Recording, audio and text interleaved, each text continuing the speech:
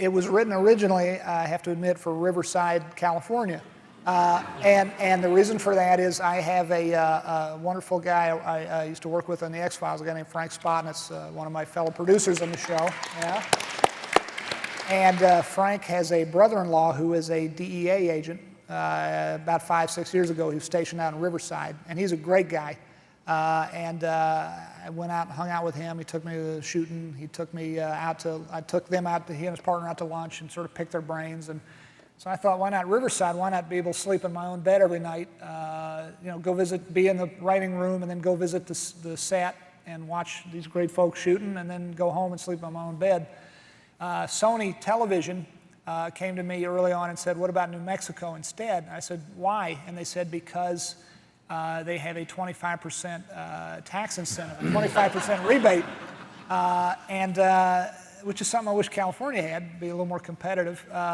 But New Mexico is very forward-thinking business and production-oriented, and if you spend the money on folks who live in the state, or if you spend your money in the state, they'll give you 1/4 of it back, which makes this show, it allows us to put so much more on the screen. So that was the reason, that was the impetus. But having said that, I agree with what you said a second ago completely. It's one of those wonderful, happy accidents, like with Jesse's house being sold out for under him, that I feel charmed. I feel like I'm living a charmed life that we get to shoot there. Albuquerque is a great city. The people are wonderful. The landscape is indeed one of the central characters in my mind of this show. We shoot wider than most television shows generally shoot because I love Sergio Leone movies. I love Westerns. I love John Ford. I love Akira Kurosawa. I love these wonderful, beautiful tableau shots. I love Albuquerque for having these amazing, I don't know all the terms, but those cumulus clouds, those fluffy, beautiful clouds that we see so much of out there. We're so lucky to have them. Because, here, it's great here, but I mean, you can't point a camera anywhere in Southern California that hadn't been shot before. And you go to New Mexico, and it's virgin. It feels that way anyway, excuse me. And yeah, we're lucky. There was another happy accident I think we should talk about before we go, and that was when there was a time when the RV was confiscated and it was behind a chain link fence, and Jesse went to go find it. Yeah. And originally, Vince wrote that there was a junkyard dog that Jesse had to circumvent in order to get to the RV. Well, the dog situation got out of hand.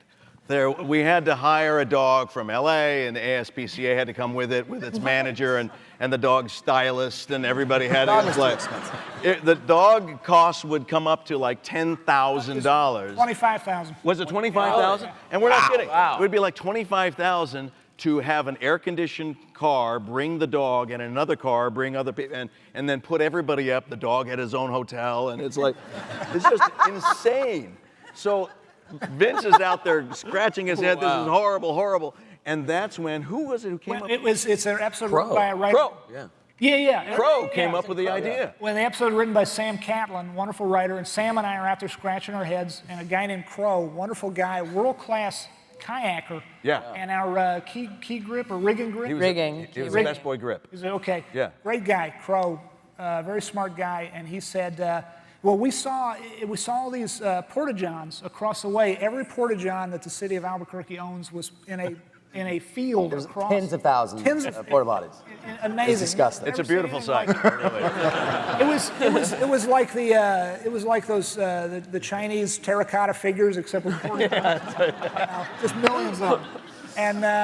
And we're watching, saying maybe we should do something with porta-john. Maybe we should, if we put it on the other side of the fence, maybe Jesse climbs up and is on it, and then wackiness ensues. And then Crow said, why don't you have him fall through the top and get, crud all over him, blue crap all over him. And that's how that happened. Yeah, why not? Jesse through the ringer again. It's great, though. Spend $25,000 on a dog or put him in a crapper. I don't know.